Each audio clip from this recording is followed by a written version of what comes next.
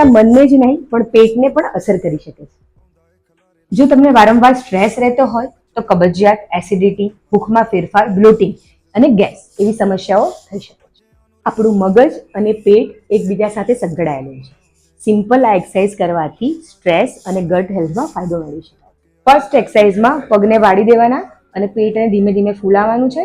ઊંડો શ્વાસ લેવાનો છે, બ્રીથને હોલ્ડ કરવાની છે અને હોલ્ડ કર્યા પછી બ્રીથ આઉટ કરતી વખતે પેટને ધીરે ધીરે છોડવાનું છે. Relax, relax, relax.